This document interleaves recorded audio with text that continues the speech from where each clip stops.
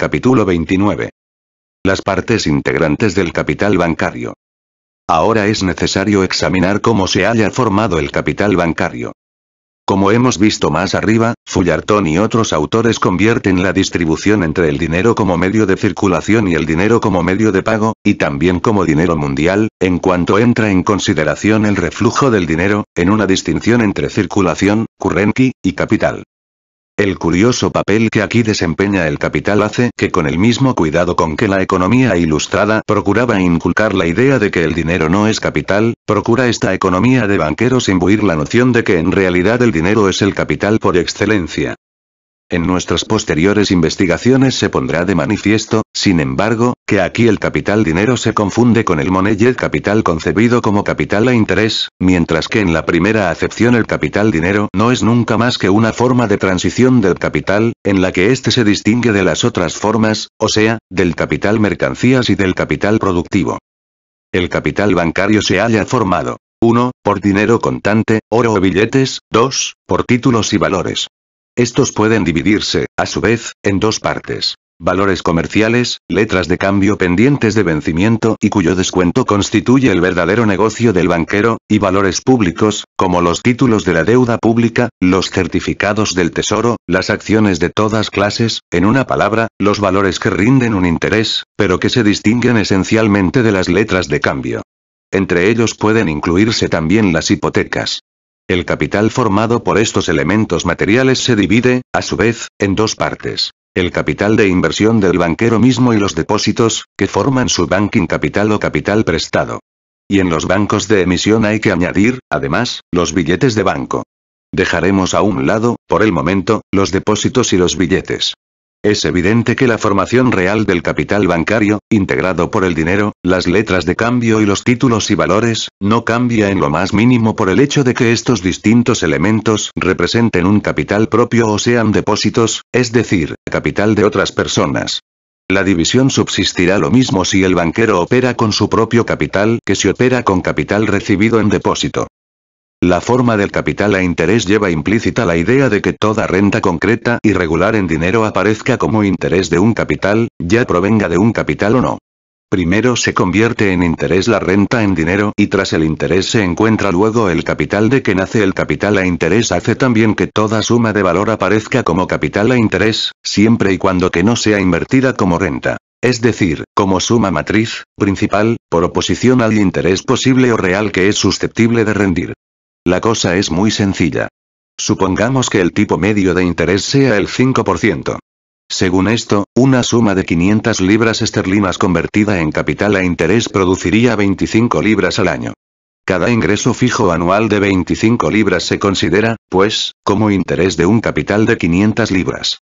Sin embargo, esto no pasa de ser una idea puramente ilusoria, salvo en el caso en que la fuente de las 25 libras, ya se trate de un simple título de propiedad o de un crédito o de un elemento real de producción, una tierra, por ejemplo, sea directamente transferible o asuma una forma susceptible de transferencia.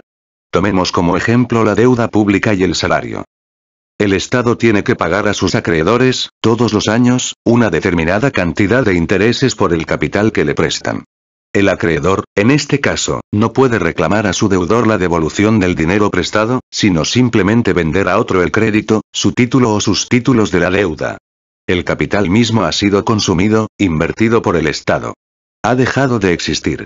Lo que el acreedor del Estado posee es, primero, un título de deuda contra él, por 100 libras esterlinas, supongamos. Segundo, el derecho, que este título de deuda le confiere, a participar en una determinada suma, digamos en 5 libras, o sea, en el 5%, de los ingresos anuales del Estado, es decir, del producto anual de los impuestos públicos. Tercero, la posibilidad de vender a otros, si lo desea, este título de deuda de 100 libras esterlinas.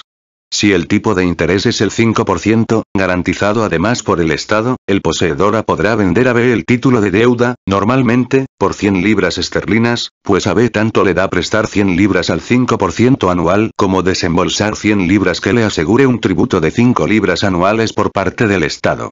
Pero el capital cuyo fruto, interés, se considera el pago del Estado es, en todos estos casos, un capital ilusorio, ficticio. No solo porque la suma prestada al Estado ya no existe, sino además porque jamás se destinó a gastarse, a invertirse como capital, y solo su inversión como capital habría podido convertirla en un capital que se conserva a sí mismo. Para el acreedor primitivo, a la parte de los impuestos anuales que a él le corresponde representa el interés de su capital, lo mismo que para el usurero la parte de la fortuna del pródigo correspondiente a sus réditos, aunque en ninguno de estos dos casos se invierta como capital la suma de dinero prestada. La posibilidad de vender al Estado el título de la deuda pública representa para A la posible recuperación de la suma matriz. En cuanto a B, desde su punto de vista privado, su capital se ha invertido como capital a interés. En realidad, se limita a ocupar el puesto de A y a comprar su título de deuda contra el Estado. Por mucho que estas transacciones se multipliquen, el capital de la deuda pública sigue siendo un capital puramente ficticio y desde el momento en que los títulos de la deuda fuesen invendibles, desaparecería la apariencia de este capital. A pesar de ello, este capital ficticio tiene, como veremos, su movimiento propio. Por oposición a este capital de la deuda pública, que tiene la mínima parte de capital, del mismo modo que el capital a interés es, en general, la matriz de todas las formas absurdas de capital, por donde se explica que las deudas, por ejemplo, puedan aparecer a los ojos del banquero como mercancía, fijémonos ahora en la fuerza de trabajo. El salario es considerado aquí como interés y, por tanto, la fuerza de trabajo como el capital que lo arroja. Si, por ejemplo, el salario de un año igual 50 libras esterlinas y el tipo de interés el 5%, tendremos que la fuerza anual de trabajo equivaldría a un capital de 1000 libras esterlinas. El absurdo de la concepción capitalista alcanza aquí su punto culminante, pues en vez de explicar la valorización del capital por la explotación de la fuerza de trabajo se procede a la inversa, explicando la productividad de la fuerza de trabajo como si esta fuese también esa cosa mística que se llama el capital a interés. En la segunda mitad del siglo XVII, en Petit, por ejemplo, era esta una idea muy acariciada, pero todavía hoy es sostenida muy seriamente por los economistas vulgares y sobre todo por los estadísticos alemanes. Hay sin embargo, desgraciadamente, dos factores que se interponen de un modo fastidioso ante esta vacua idea. El primero es que el obrero necesita trabajar para percibir este interés y el segundo que no puede convertir en dinero por medio de la transferencia al valor capital de su fuerza de trabajo. Lejos de ello, el valor anual de su fuerza de trabajo equivale a su salario anual medio y lo que a su comprador le tiene que reponer mediante su trabajo es este valor mismo más la plusvalía, que representa la valorización de dicho valor. En el régimen de la esclavitud sí tiene el obrero un valor capital, que es su precio de compra. Y cuando se alquila un esclavo, quien lo alquila tiene que abonar el interés del precio de compra y además el desgaste anual del capital. La formación del capital ficticio se llama capitalización. Para capitalizar cualquier ingreso periódico lo que se hace es considerarlo, con arreglo al tipo medio de interés, como el rendimiento que daría un capital, prestado a este tipo de interés. Por ejemplo, si el ingreso anual igual 100 libras esterlinas y el tipo de interés igual 5%, las 100 libras representarían el interés anual de 2000 libras esterlinas, las cuales podrían considerarse como valor capital del título jurídico de propiedad sobre las 100 libras anuales. Para quien compra este título de propiedad, las 100 libras esterlinas de ingreso anual representarían así, en realidad, los intereses de su capital invertido al 5%. De este modo se borra hasta el último rastro del verdadero proceso de valorización del capital y se refuerza la idea del capital como un autómata que se valoriza a sí mismo y por su propia virtud. Aun en aquellos casos en que el título de deuda, el título de valor, no es, como ocurre en el caso de la deuda pública, un capital puramente ilusorio, es puramente ilusorio el valor capital de este título. Ya hemos visto más arriba cómo el sistema de crédito crea capital asociado. Los títulos de valor se consideran como títulos de propiedad que representan este capital. Las acciones de las compañías ferroviarias, mineras, navales y de otras sociedades representan un verdadero capital, a saber, el capital invertido y que funciona en estas empresas o la suma de dinero desembolsado por los socios para que pueda ser invertido en ellas como capital. Lo cual no excluye, ni mucho menos, la posibilidad de que se trate de una simple especulación. Pero este capital no existe por doble concepto, de una parte como valor capital de los títulos de propiedad, de las acciones, y de otra parte como el capital realmente invertido o que ha de invertirse en aquellas empresas. Existe solamente bajo esta segunda forma y la acción no es otra cosa que un título de propiedad que da derecho a participar pro rata en la plusvalía que aquel capital produzca. No importa que A venda este título a B y B a C. Estas transacciones no alteran en lo más mínimo la naturaleza de la cosa. Con ello A B convertirán su título en capital, pero C, en cambio, convertirá su capital en un simple título de propiedad que le dará derecho a percibir la plusvalía que se espera del capital acciones. El movimiento independiente desplegado por el valor de estos títulos de propiedad, no solo el de los títulos de la deuda pública, sino también el de las acciones, viene a confirmar la apariencia de que constituyen un verdadero capital, además del capital o del derecho de que pueden ser títulos representativos. Se los convierte, en efecto, en mercancías cuyo precio adquiere un movimiento propio y una plasmación peculiar. Su valor comercial asume una determinación distinta de su valor nominal, sin que se modifique el valor, aunque pueda modificarse la valorización, del verdadero capital. De una parte, su valor comercial oscila con la cuantía y la seguridad de los rendimientos que dan derecho a percibir. Si el valor nominal de una acción, es decir, de la suma desembolsada que la acción primitivamente representa, es de 100 libras esterlinas y la empresa arroja el 10% en vez del 5%, su valor comercial, dada una igualdad de circunstancias, aumentará, y con un tipo de interés del 5% sobre 200 libras esterlinas, capitalizadas al 5%, vendrá a representar ahora un capital ficticio de 200 libras. Quien la compre por 200 libras, obtendrá un 5% de renta sobre esta inversión de capital. Y a la inversa, cuando el rendimiento de la empresa disminuya. El valor comercial de estos títulos es en parte especulativo, puesto que no depende solamente de los ingresos reales, sino de los ingresos esperados, calculados de antemano. Pero si se da por supuesta como algo constante la valorización del capital o, donde no exista tal capital, como ocurre con la deuda pública, se fija por la ley el rendimiento anual o puede adelantarse con suficiente seguridad, tenemos que el precio de estos títulos y valores aumenta o disminuye en razón inversa al tipo de interés. Si el tipo de interés sube del 5 al 10%, resultará que un título que asegura un ingreso de 5 libras solo representa un capital de 50. Si el tipo de interés baja al 2100%, tendremos que el mismo título representa un capital de 200 libras. Su valor es siempre, simplemente, el ingreso capitalizado, es decir, el rendimiento que da, calculado a base de un capital imaginario y con arreglo al tipo de interés vigente. Por eso en épocas de apuros en el mercado de dinero estos títulos o valores bajarán de precio de un doble modo. En primer lugar, porque subirá el tipo de interés y, en segundo lugar, porque en estos casos los títulos y valores se lanzan en masa al mercado para convertirse en dinero. Y esta baja de precio se produce independientemente del hecho de que el rendimiento que estos títulos aseguran a sus poseedores sea constante, como lo es en los títulos de la deuda pública, o de que la valorización del capital efectivo que representan pueda ser afectado por las perturbaciones del proceso de reproducción, como ocurre en las empresas industriales. En este caso, a la depreciación a que nos estamos refiriendo vendrá a añadirse otra. Cuando pasa la tormenta, estos títulos recobran de nuevo su nivel anterior, siempre y cuando que no correspondan a empresas quebradas o de pura especulación. Su depreciación durante la crisis actúa como poderoso medio de centralización de las fortunas en dinero. En la medida en que la depreciación o el aumento de valor de estos títulos es independiente del movimiento del valor del verdadero capital que representan, la riqueza de una nación no disminuye ni aumenta en lo más mínimo por aquella depreciación o aumento de valor. El 23 de octubre de 1847 los fondos públicos y las acciones del canal y de los ferrocarriles habían experimentado ya una baja de 114.752.225 libras esterlinas. Morris, gobernador del Banco de Inglaterra, declaración en la Memoria sobre Comercial Distress, 1847-48. Siempre y cuando que su depreciación no reflejase la paralización real de la producción y del tráfico en ferrocarriles y canales o el lanzamiento del capital a empresas carentes positivamente de valor, la nación no se empobreció ni en un céntimo al estallar esta pompa de jabón de un capital dinero puramente nominal.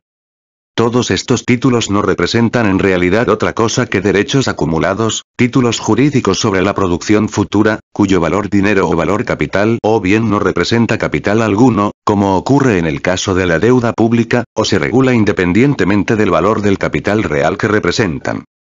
En todos los países de producción capitalista existe una masa inmensa del llamado capital a interés o money capital bajo esta forma.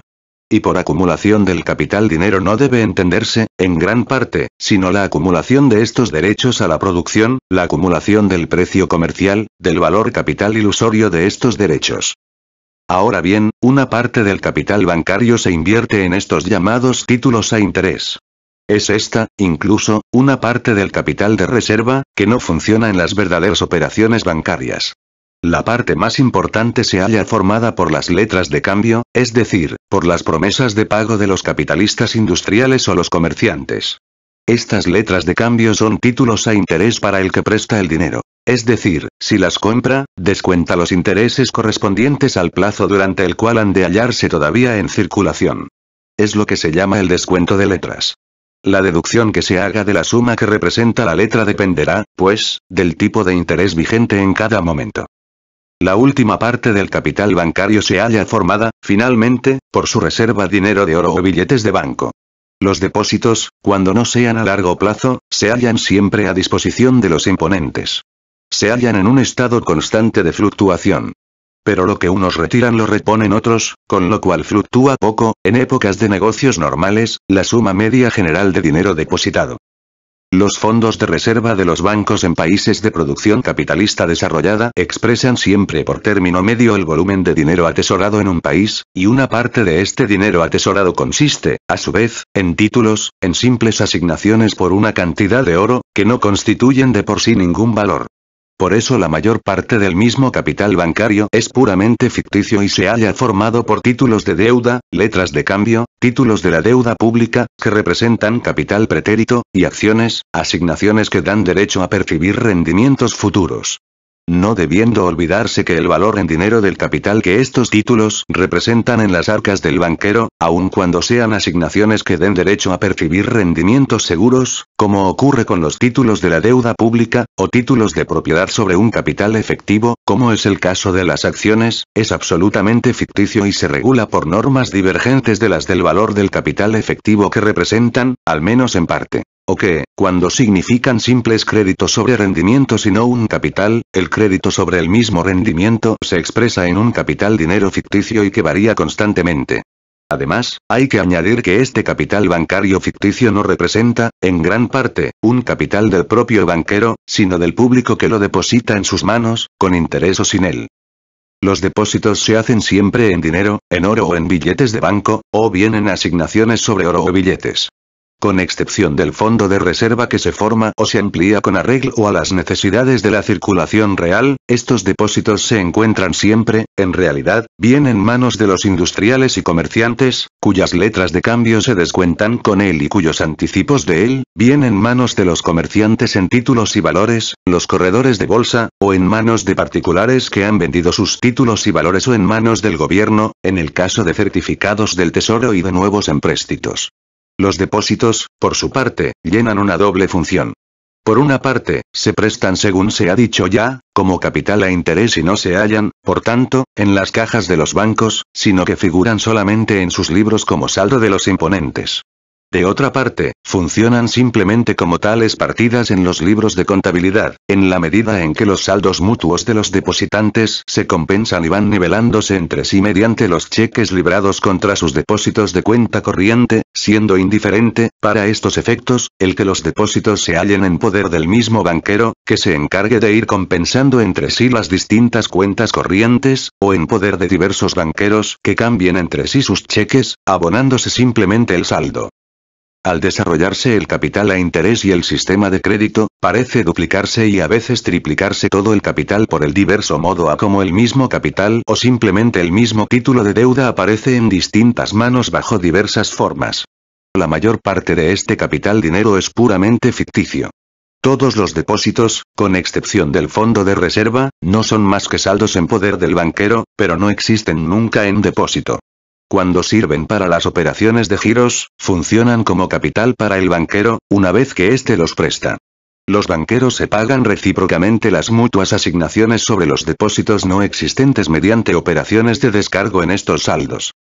Dice A. Smith, refiriéndose al papel que el capital desempeña en los préstamos de dinero. Aún en forma de interés monetario, el dinero no viene a ser sino un medio de transferir de mano en mano aquellos capitales que el dueño no emplea por sí mismo.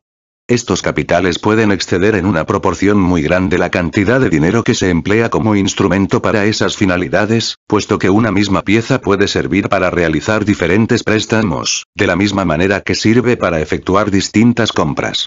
A, por ejemplo, presta a W 1000 libras, con las cuales este compra inmediatamente a B mercancías por el valor de esa misma cantidad. B, no necesitando esa suma de dinero, presta los mismos signos monetarios a X, que compra sin dilación a C otras 1000 libras en mercaderías. C, de la misma manera y por las mismas razones, se las presta a Y, quien a su vez las invierte en comprar bienes a D. Así, pues, unos mismos signos monetarios de metal o de papel, pueden servir, en el transcurso de muy pocos días, para realizar 3 operaciones de préstamo y otras 3 de compra, cada una de las cuales es igual al valor total de los referidos signos. Lo que las 3 personas que disponen de dinero, A, B, C, prestan a los 3 prestatarios W, X, Y, no es otra cosa sino la capacidad para efectuar esas compras. En este poder consiste tanto el valor como la utilidad de los préstamos. El capital que se presta por los 3 capitalistas es igual al valor de los bienes que se adquieren con él, y 3 veces mayor que la masa de moneda que sirve de instrumento para efectuar esas compras. No obstante, aquellos préstamos queden quedar muy bien asegurados si los bienes adquiridos por los prestatarios se emplean de tal forma que, a su debido tiempo, restituyan, con beneficio, un valor equivalente al de la moneda metálica o de papel. Y así como los mismos signos monetarios pudieron servir de instrumento para 3 préstamos diferentes, por una cuantía equivalente a 3 veces su valor, y acaso para otros 30, así también pueden servir de instrumentos para la devolución del principal la riqueza de las naciones, libro 2, capitán 4, ed. F. D. C. E. pp. 318, 9. De igual modo que la misma moneda puede realizar diferentes compras, según la velocidad con que circule, puede también, por la misma razón, efectuar diferentes préstamos, pues las compras hacen que pase de mano en mano y el préstamo no es sino una transferencia del dinero de una mano a otra, a lo que no sirve de mediador a ninguna compra.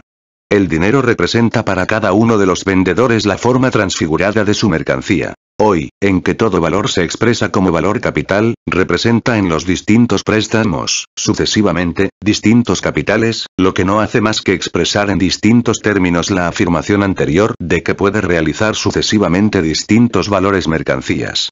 Al mismo tiempo, sirve de medio de circulación para hacer que los capitales mercancías pasen de unas manos a otras. Mientras permanece en manos del prestamista, no es aún medio de circulación, sino encarnación de valor de su capital. Y bajo esta forma la transfiere en préstamo a un tercero. Si aprestase el dinero a B y este a C sin que mediase ninguna compra, el mismo dinero no representaría 3 capitales, sino un solo valor capital. El número de capitales que realmente represente depende del número de veces que funcione como forma de valor de diferentes capitales mercancías. Lo mismo que A. Smith dice de los préstamos en general puede decirse de los depósitos, que no son en realidad más que un modo distinto de denominar los préstamos que el público hace a los bancos. Las mismas monedas pueden servir de instrumento para una serie inacabable de depósitos. Es indiscutiblemente cierto que las 1000 libras esterlinas que una persona deposita en poder de A pueden volver a gastarse mañana y formar un depósito en poder de B. Al día siguiente, si B se desprende de ellas, pueden depositarse en manos de C, y así sucesivamente, hasta el infinito. Por tanto, las mismas 1000 libras en dinero pueden, por medio de toda una serie de transferencias, multiplicarse hasta una suma absolutamente indeterminable de depósitos. Cabe, pues, perfectamente la posibilidad de que las 9/10 partes de los depósitos del Reino Unido no tengan más realidad que las de los correspondientes asientos en los libros de contabilidad de los bancos que tienen que dar cuenta de ellos. Así ocurre, por ejemplo, en Escocia, donde la circulación de dinero no ha excedido nunca de 3 millones de libras esterlinas y los depósitos ascienden, sin embargo, a 27 millones. Por consiguiente, si no se desatase nunca un asalto general contra los bancos para reclamar los depósitos, las mismas 1000 libras esterlinas, recorriendo su camino a la inversa, podrían saldar con la misma facilidad una suma igualmente indeterminable. Como las mismas 1000 libras esterlinas con que hoy alguien salda una deuda a un comerciante al por menor pueden emplearse mañana en saldar la deuda que éste tiene con el comerciante al por mayor y al día siguiente para cubrir la deuda del comerciante con el banco y así sucesivamente, hasta el infinito, puede ocurrir que las 1000 libras pasen de mano en mano y de banco en banco y salden la suma de depósitos más alta que pueda imaginarse de Current Theory Reviewed, pp. 62 y 63. En este sistema de crédito todo se duplica y triplica y se convierte en simples fantasmas, y lo mismo acontece con el fondo de reserva, donde por fin creía uno haber hecho presa en algo sólido. Volvamos a oír lo que dice Mr. Morris, el gobernador del Banco de Inglaterra. Las reservas de los bancos privados se hallan, en forma de depósitos, en manos del Banco de Inglaterra. La primera consecuencia de un reflujo del oro parece afectar solamente a este banco, afecta también a los demás bancos, puesto que es el reflujo de una parte de la reserva que tienen en depósito en nuestro banco. Lo mismo exactamente afectará a las reservas de todos los bancos provinciales Comercial Distress, 1847, 48, p. 277, nums. 3639 y 3642. Finalmente, los fondos de reserva se reducen todos, en realidad, a los del Banco de Inglaterra. Pero también este fondo de reserva tiene una existencia doble. El fondo de reserva del Banking Department equivale al exceso de billetes que el Banco de Inglaterra está autorizado a emitir sobre los billetes que se hallan en circulación. El máximo legal de los billetes que pueden emitirse es igual 14 millones, para las que no se necesita reserva metálica. Es, aproximadamente, a lo que asciende la deuda del Estado para con el banco, más la cuantía de las reservas del banco en metales preciosos.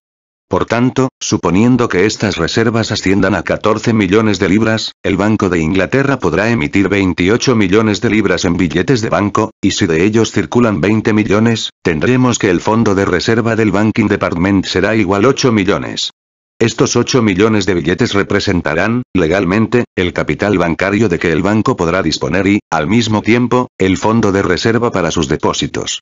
Si, en estas condiciones, se produce un reflujo del oro que reduce las reservas de metales preciosos del banco en 6 millones, en vista de lo cual tendrá que ser destruida la misma cantidad en billetes de banco, nos encontraríamos con que la reserva del Banking Department descendería de 8 millones a 2. Por una parte, el banco elevaría considerablemente su tipo de interés. Por otra parte, los bancos que tuviesen depósitos en su poder y los demás imponentes verían grandemente reducido el fondo de reserva del banco para sus propios saldos. En 1857, los 4 bancos por acciones más importantes de Londres amenazaron con exigir sus depósitos si el Banco de Inglaterra no conseguía una orden del gobierno declarando en suspenso la ley bancaria de 1844, con lo cual acarrearía la bancarrota del Banking Department. Puede así darse el caso, como se dio en 1847, de que el Banking Department dé en quiebra, mientras en el Issue Department yacen inactivos una serie de millones. En 1847, por ejemplo, eran 8 millones, como garantía de la convertibilidad de los billetes de banco circulantes. Pero esto es también algo puramente ilusorio. Gran parte de los depósitos para la que los propios banqueros no tienen demanda va a parar a manos de los bill brokers, que literalmente quiere decir corredores de letras de cambio, pero que en realidad son semibanqueros, quienes entregan a los banqueros a cambio y como garantía letras de cambio comerciales descontadas ya por ellos para personas de Londres y de las provincias.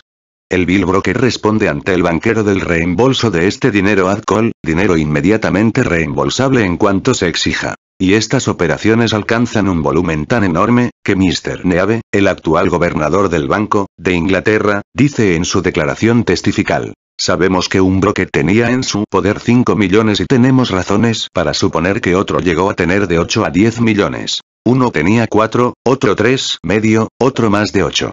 Me refiero a los depósitos en poder de los Brokers Report of Committee on Banks, 1857, 58, p. 5, párrafo num. 8. Los bill brokers de Londres realizaban sus enormes operaciones sin ninguna reserva en metálico. Se confiaban a las entradas por las letras que iban venciendo sucesivamente o, en caso necesario, a su poder, que les permitiría obtener anticipos del Banco de Inglaterra contra el depósito de las letras ya descontadas por ellos. Cit. P. 8, párrafo num. 17. 2 firmas de bill brokers de Londres suspendieron pagos en 1847, y las 2 volvieron a reanudar sus negocios, para volver a suspender pagos en 1857. El pasivo de una de ellas ascendía en 1847, en números redondos, a 2.683.000 libras esterlinas con un capital de 180.000 libras. En 1857, su pasivo ascendía a 5.300.000 libras esterlinas, mientras que el capital no excedía, seguramente, de más de la cuarta parte del que tenía en 1847. El pasivo de la otra firma oscilaba en ambos años entre 3 y 4 millones, con un capital no superior a 45.000 libras esterlinas OP. Cit. P. 11, párrafo num. 52.